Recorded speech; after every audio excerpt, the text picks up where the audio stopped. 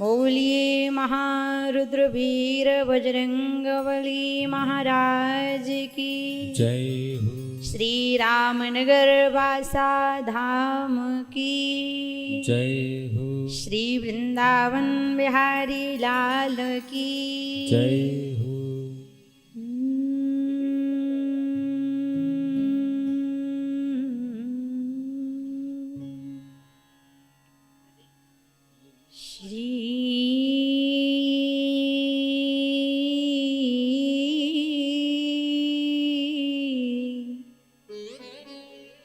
गणेशाय नमः।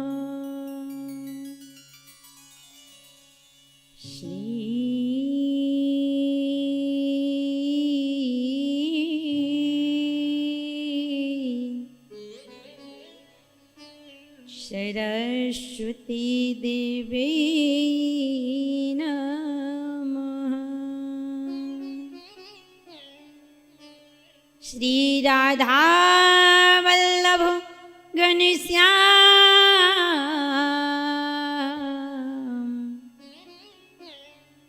चरण कमलेभ्यो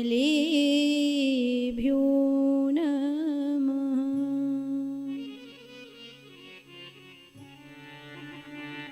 बंसी विभूषित करा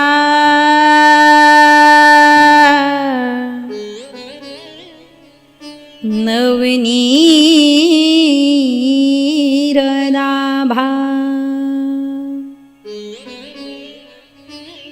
पीताम्बरादरुण बिंब फलाधरोष्ठा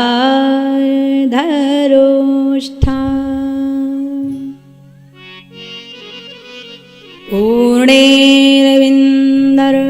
मुखाद्नेत्रा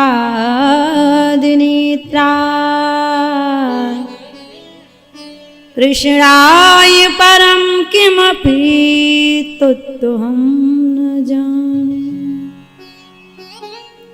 श्री राम राम रघुनंदन राम राम श्री राम राम रणिकर्कश राम राम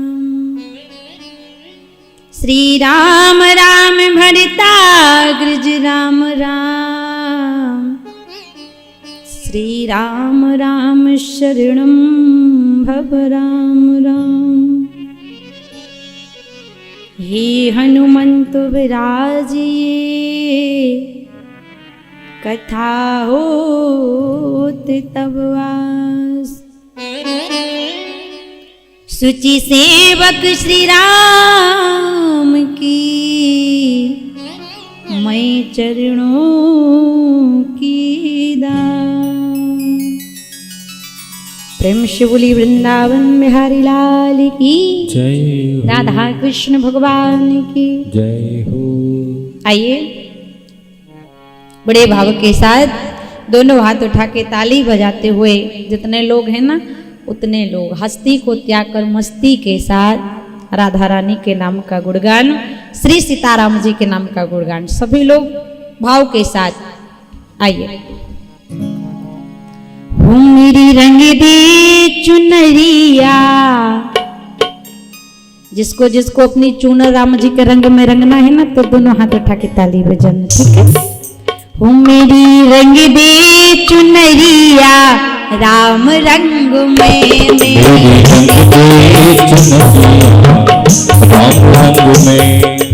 श्रद्धा और प्रेम के साथ दोनों हाथ उठा के श्री राधे। ओ मेरी रंग दे चुनरिया राम रंग में, मेरी रंग दे चुनरिया राम रंग में। राम रंग में हाँ प्यारे राम रंग में, राम रंग में हाँ प्यारे राम रंग में।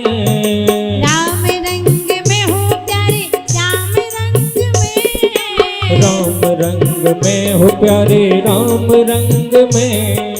राम रंग में हो प्यारे राम रंग में। राम रंग में हो प्यारे राम रंग में। ओ मेरी रंग दे चुनरिया राम रंग में, मेरी रंग दे चुनरिया राम रंग में।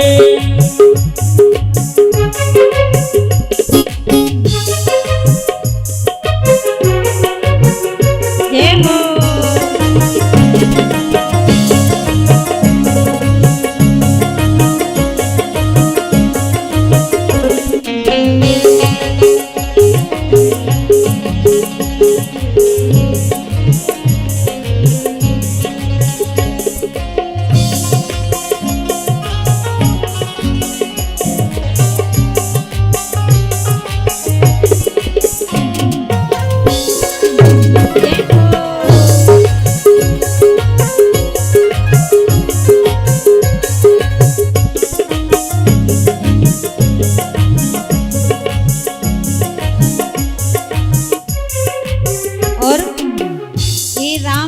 चूनर कितने लोगों ने ओढ़ी पता है?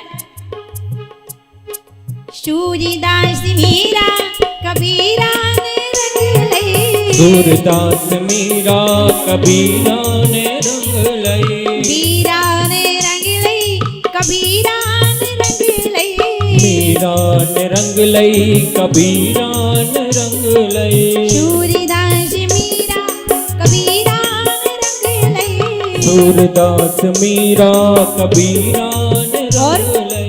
और किसने रंगी? और पवन सुत बजरंग ने मेरी रंग दे चुनरिया श्याम रंग में, मेरी रंग दे चुनरिया श्याम रंग में।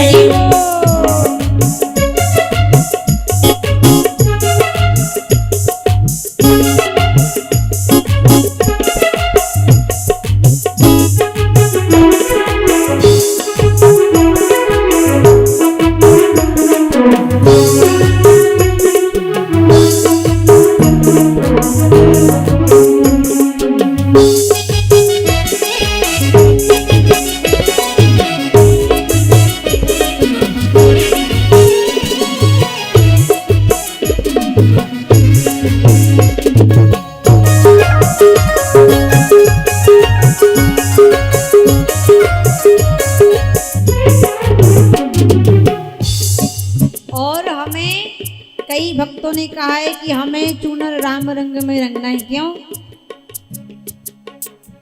नाम रंगाओ नीली पीली, नाम रंगाओ नीली पीली, नीली प्याली तेरे नीली पीली, नीली पीली हाँ नीली पीली। नाम रंगाओ लाल रंग में मेरी रंग दे चुनरिया,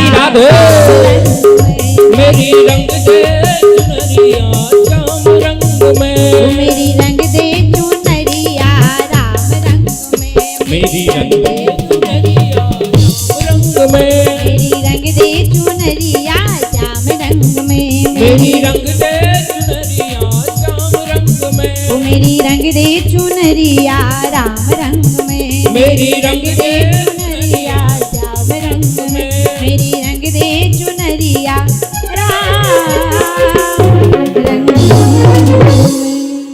बोली रामचंद्र भगवान की जय हो। बड़े भाव के साथ भैया सभी लोगों ने भजन किया।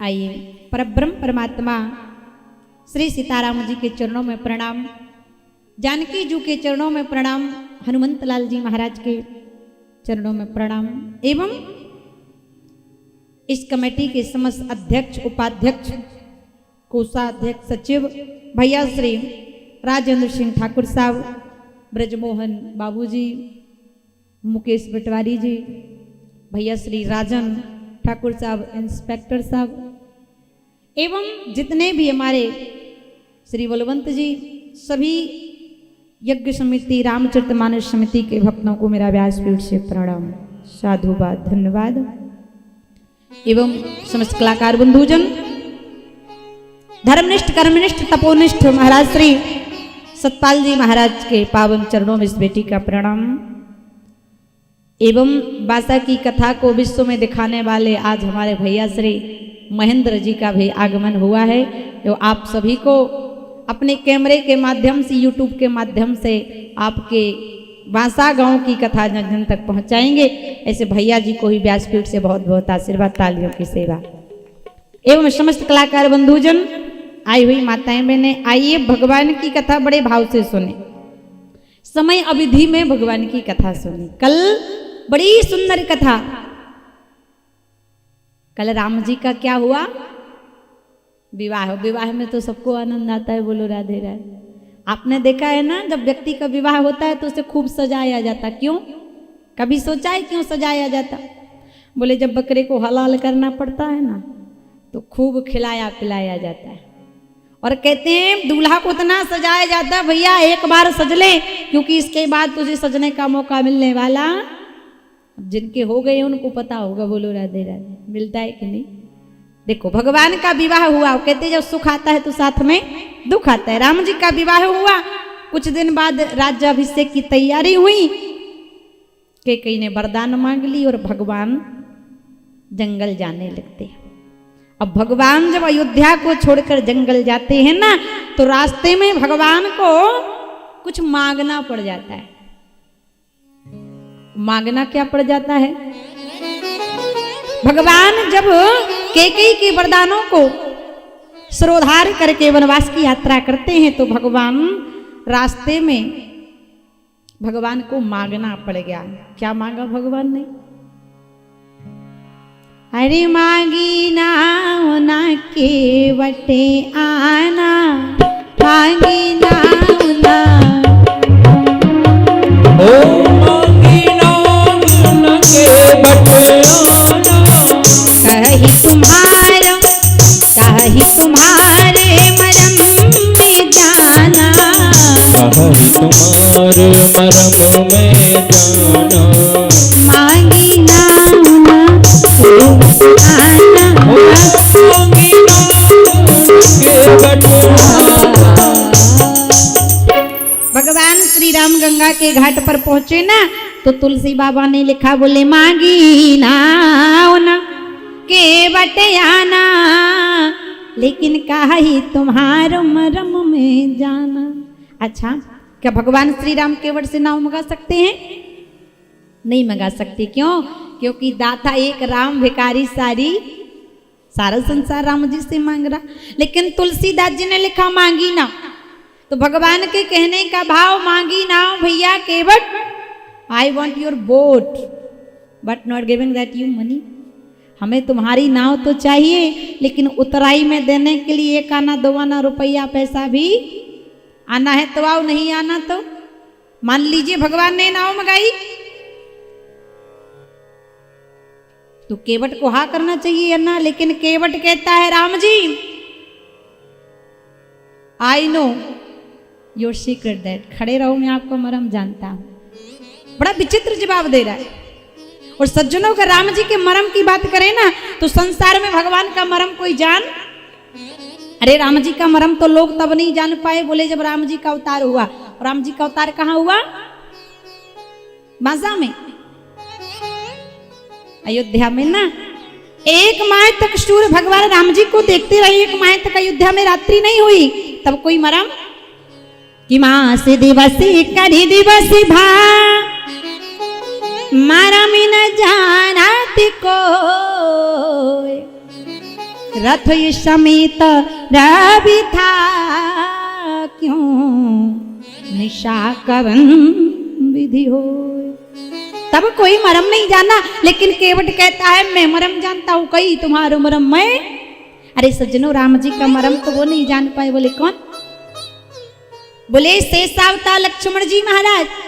क्योंकि राम जी ने जब अपनी पत्नी से कहा है, जानकी सुनो मुझे एक लीला करना है, सुनहु प्रिया व्रत रुचिर सुशीला, मैं कछु करब ललित नर लीला। तो जाओ जानकी तुम वहां रहना। सीता जी ने कहा कहाँ रहेंगे बताइए सरकार? कि तुम पावक मह करहु निवासा, जब लगी करहु निशाचर नासा, जब लगी करहु निशाचर नासा, निज प्रतिबिंब राखो तह सीता। निज प्रतिबिंब राखे नहीं देखा। ते सही रूप सुशील विनीता।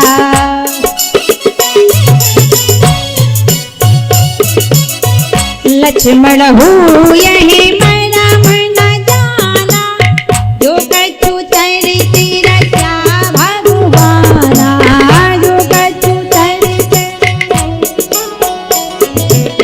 कहि तुम्हारो मरम में जाना।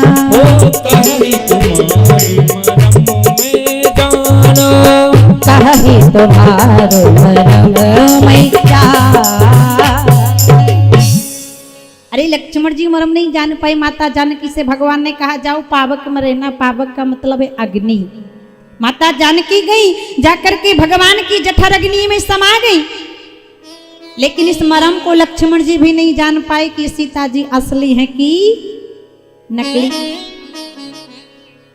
बोले लक्ष्मण हूँ यही मरम न जाना, जो कछु चरित रचा भगवाना।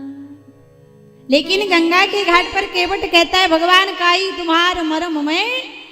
अरे सज्जनों, अगर राम जी के मरम की बात करें ना, तो राम जी का मरम तो हनुमंत लाल जी महाराज भी नहीं जान पाए। कब? बोले जब भगवान श्री राम समुद्र से पार गए, भगवान श्री राम लंका पहुंच गए। वो लंका पहुंचकर भगवान ने देखा कि लंका की तलहटी में आकाश मार्ग में रावण की सभा लगी है। जिस सभा में मंदोदरी के कर्णफूल बिजली के समान चमक रहे, रावण का मुकुट चमक रहा। उसी समय भगवान मर्यादा पुरुषोत्तम श्री राम ने रावण की सभा को नष्ट करने के लिए शब्द भेदी बाण चलाया। और संसार में केवल 4 लोग शब्द भेदी बाण चलाना जानते थे। कौन कौन? सबसे पहले चक्रवर्ती चक्रचूड़ामणि महाराज दशरथ, दूसरी माता कैकेयी, तीसरे प्रभु श्री राम और चौथे कलयुग में पृथ्वीराज चौहान। क्योंकि जब पृथ्वीराज चौहान जी को दुश्मनों ने पकड़ लिया ना, तो उनके मंत्री ने कहा था कि 4 बांस 24 गज अंगुलियाष्टि प्रमाण, ताऊ पर सुल्तान है मत चूक चौहान। लेकिन प्रश्न खड़ा होता है कि जब राजा दशरथ शब्द भेदी बाण चलाना जानते थे ना, तो श्रवण कुमार को बाण क्यों मारा? क्योंकि जब श्रवण कुमार ने जल भरा तो आवाज कहां से निकली? कहां से निकली? तुम्बी से। तो बाण तुम्बी पर लगना चाहिए, ना कि श्रवण। तो राजा दशरथ ने शब्द भेदी बाण, लक्ष्य भेदी बाण तो तुम्बी पर चलाया, लेकिन पीछे से बाण चलाने वाला कोई और था, और वह था लंकाधिपति रावण। क्योंकि रावण कोई साधारण पुरुष नहीं था। रावण 4 वेद, 6 शास्त्र, 18 पुराण और 14 विद्याएं जानता था। आजकल का व्यक्ति विद्या तो छोड़ो, आजकल का व्यक्ति अगर एक सांप भी मार देता है ना, तो लाठी पर रख के पूरे बासा को दिखाता है कि मैंने सांप को मार दिया। लेकिन रावण तो 14 विद्याएं जानता था। कौन कौन सी? राग रसायन नृप गति नट विद्या वेदांग, तुरंग चढ़न व्याकरण पढ़न जानन ज्योतिष अंगो, धानु से बाण रथ हाँकबो चोरी ब्रह्म ज्ञान, जल तैरन धीरज धरण 14 विद्या जान। तब पीछे से बाण चलाया रावण ने। लेकिन आज भगवान श्री राम ने शब्द भेदी बाण चलाया, रावण का मुकुट गिर गया, मंदोदरी के कर्णफूल गिर गए। लेकिन वहीं पर हनुमान जी खड़े, जामवंत खड़े, नल नील बंदर भालू खड़े, लेकिन कोई मरम जान। मानस में लिखा तुलसीदास जी ने कि छत्र मुकुटिताटंक धर हते एक ही बाण, सबके देखत मही पारे लेकिन मरम न को। लेकिन गंगा के घाट पर केवट कहता है प्रभु कही तुम्हारो मरम में। केवट कहता है भगवान खड़े रहो, क्यों?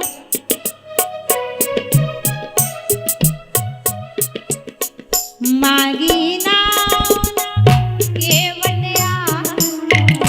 मांगी ना बोला के बटाना, कही तुम्हारो कही तुम्हारे मरम मैं जा। केवट कहता है कही तुम्हारे मरम में। सज्जनों, अगर राम जी के मरम की बात करें ना तो राम जी का मरम तो वो नहीं जान पाए। बोले कौन? बोले राम जी जब रावण का वध करके वापस अयोध्या गए तो राम जी सबसे पहले किससे मिले? किससे मिले राम जी? बोले राम जी जब रावण का वध करके अयोध्या गए ना तो सबसे पहले मिले माता प्रथम तासु ग्रह गयौ भवानी, अब प्रभु जानई के कई ल जानी। अब भगवान महलों के अंदर जाने लगे। केकई ने कहा राम रुको, अभी अंदर नहीं जा सकते, अभी एक काम और करना पड़ेगा। अब लक्ष्मण जी को पसीना आ गया, कहने लगे भैया अभी केकई ने 14 वर्ष का वनवास दिया था, अब कहीं फिर से 17 का तो नहीं देने वाली। राम जी ने कहा don't worry follow me now, चिंता मत कर। भगवान गए, प्रणाम किया, माता कहो क्या बात है? केकई रोने लगी, कहने लगी राम जिस दिन से तुम वनवास गए हो पुत्र, उस दिन से आज तक भरत ने मुझे माँ कहकर पुकारा। एक बार उस भरत से कह दो कि वह मुझे माता कह दे। भरत जी आए, बोले भैया मर जाऊंगा लेकिन ये नहीं कहूंगा। राम जी ने कहा क्या नहीं कहोगे जरा बताओ तो। भरत जी बोल पड़े कि जिसने मेरी राम को, ए भैया राम, जिसने मेरी राम को 14 वर्ष वनवास दिया, उस दुष्ट के कई अभागिनी को मां नहीं कहूंगा मैं। भैया राम बोल पड़े, भैया भरत एक बार तो तुमने बोल ही दिया है मां नहीं कहूंगा मैं, अब कहो चाहे ना कहो। तब भगवान ने इतने रूप बनाए, एक पल में अयोध्या की प्रजा को हृदय से लगा लिया। लेकिन इस मरम को कोई जाने, क्षण मई मिले सबई भगवाना, लेकिन उमा मरम यह काहू न जाना। केवट लेकिन कहता है प्रभु आई नो अबाउट यू, मैं आपके बारे में जानता हूँ, खड़े रहो। अरे सज्जनों, राम जी की अगर मरम की बात करें ना, जो गंगा के घाट पर केवट कह रहा है, तो राम जी का मरम तो वो नहीं जाने। विधि हरि शंभु नचावन हारे, ते निहु जानत मरम तुम्हारे। और बोले श्रृंगी ऋषिया है ओ मरम न जाना, पुत्र काम सुभिज्ञ को ठाना। और कौन नहीं जाना? कौशल्या यह मर्म न भाखा, 9 मास जही गर्भ में राखा। ओके कई मरम जान जो पावती, तो 14 वर्ष न बन में पठौती। और बोले दशरथ मरम जान जो पावते, तो पुत्र वियोग कहे प्राणों गवाते। इतने बड़े बड़े महारथी मरम नहीं जाने, लेकिन केवट कहता है मैं जानता हूं। मांगी नाऊ न केवटा न कही तुम्हार मरम में। अच्छा भगवान श्री राम गंगा के घाट पर खड़े नाव मंगा रहे। लक्ष्मण जी को क्रोध आ गया, लक्ष्मण जी ने तरकस पर बाण चढ़ाया। रे दुष्ट मूर्ख केवट, आई विल किल यू, मैं तुझे मार दूंगा। अब केवट कहने लगा सरकार मारना है तो फिर देर मत करो, जल्दी मारो। लक्ष्मण जी ने कहा तुझे मरने से डर नहीं लग रहा? बोले बिल्कुल नहीं। बोले क्यों? केवट कहता है लक्ष्मण जी अगर आप मुझे मारोगे तो मैं मरूंगा थोड़ी, मैं तो तरूंगा। बोले कैसे तरेगा? अरे महाराज लोगों को तो मरने के बाद प्रयागराज इलाहाबाद की गंगा मिलती है, लेकिन केवट खड़ा कहाँ है? कहाँ खड़ा है केवट? बासा की नरवा में। कहाँ खड़ा है? गंगा जी के। केवट ने कहा अगर आप मुझे मार दोगे ना सरकार तो मैं तो तर जाऊंगा, लेकिन आप फंस जाओगे 100 नंबर आने में देरी। 100 नंबर आएगी तो 4 बातें पूछी जाएंगी, कहाँ मारा, क्यों मारा, किस अपराध से मारा और किसके सामने मारा, तो जवाब क्या मिलेंगे? केवट ने कहा कि मरूंगा कहाँ सुचि गंग के तीर, मरूंगा कहाँ सुचि गंग के तीर, हम निहारत हैं रघुवीर, अपराध यही इस सेवक का, जो राम जी के चरण पखारत है। अब लक्ष्मण जी ने सोचा कि ये तो भगवान का बहुत बड़ा भक्त है, मुझे 302 के चक्कर में नहीं पड़ना। अब भगवान ने फिर प्रेम से केवट से कहा, भैया सुनो ना, क्योंकि कहते हैं ना जब साम दाम दंड भेद से काम नहीं चलता तब काम चलता है प्रेम से। भगवान ने फिर केवट से कहा, भैया सुनो ना। बोले क्या सुने? भगवान ने बड़े प्रेम से कहा कि मांगी नाव ना, सुनो ना भैया, मांगी नाव ना केवट आना, काहे तुम्हारे मरम में जाना।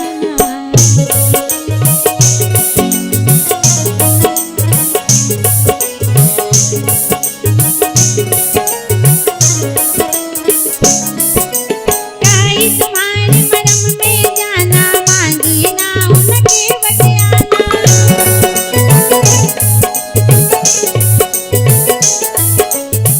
काहे तुम्हारा मरम में जाना, मांगी नाव न केवट आना। ओ मांगी नाव न केवट आना, मांगी नाव न केवट आना। भगवान श्री राम गंगा के घाट पर खड़े भगवान ने फिर कहा, मांगी नाव न केवट आना। केवट सुनने को तैयार। एक विद्वान ने कहा, भैया जब केवट राम जी की बात नहीं सुन रहा था ना, तो राम जी कुछ उपाय कर लेते, वो गंगा से पार हो जाते। बोले क्या करते? बोले जैसे राजा बलि की यहाँ पैर बढ़ाया ना भगवान ने, वैसे बढ़ा लेते। बोले पाँव बढ़ाई और जो धर देते, तो सुरसरी तुरंत पार हो लेते। एक विद्वान ने कहा, भैया राम जी अगर अकेले होते तो पाँव बढ़ा के पार हो जाते, ठीक है, राम जी के साथ में कौन है? बोले कोई कहे उन संग है एक नारी, आती कोमल मिथिलेश कुमारी। राम जी अगर अकेले होते तो पांव बढ़ा के पार हो जाते, लेकिन राम जी के साथ में सीता जी तो थी। एक विद्वान ने कहा, अगर राम जी को पार जाना था, केवट नैया नहीं दे रहा था, तो राम जी अपना पैर बढ़ा लेते और सीता जी को, अरे हम तो विपत्ति के समय में गधा को भी कक्का कह देते, राम जी अपनी पत्नी को गोदी में ले लेते। बोले राम जी अपना पैर बढ़ा लेते पत्नी जानकी को, बोले सिया ही उठाए गोद में लेते, ये तते उठाते रख देते।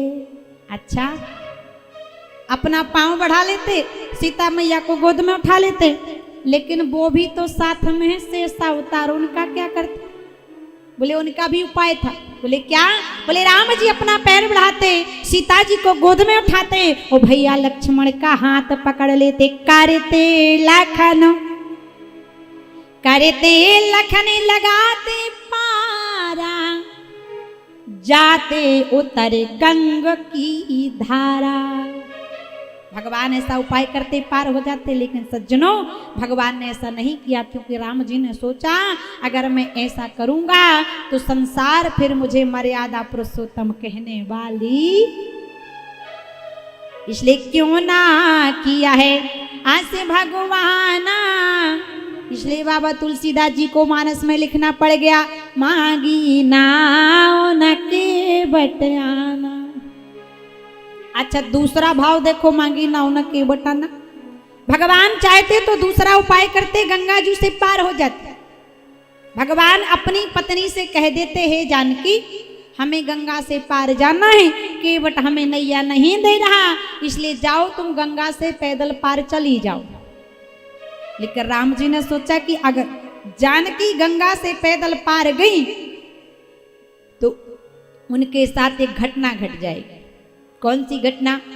राम जी ने सोचा पैदल उतारो जाए सी ये गंगा तो पतिव्रत धर्म हो तो सब भंगा।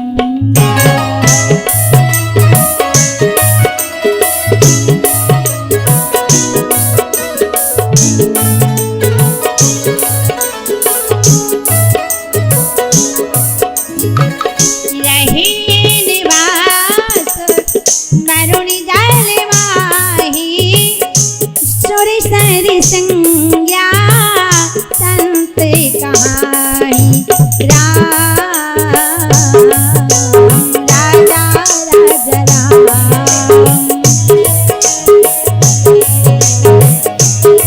राजा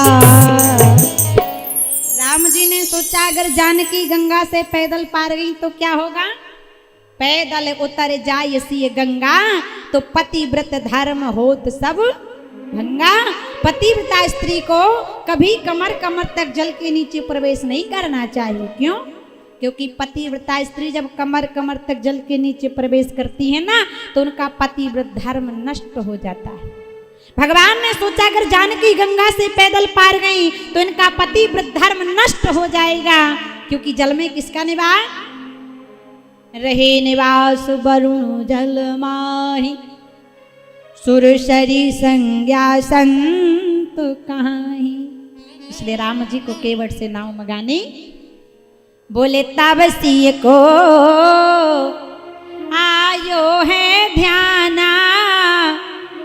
इसलिए बाबा गोस्वामी तुलसीदास जी को मानस में लिखना पड़ गया मागी नाव न के बटवाना।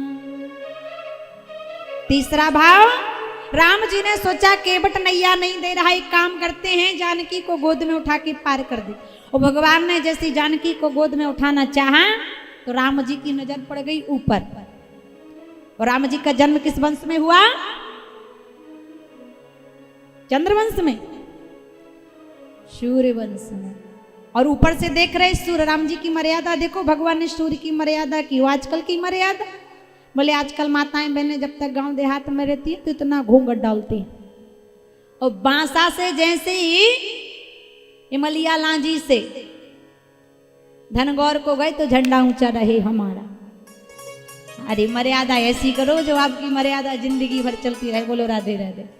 राम जी ने सूर्य की मर्यादा करी ना। राम जी ने कहा हे जानकी देखो ऊपर है सूर्य और सूर्य सीता जी के क्या लगे ससुर ना।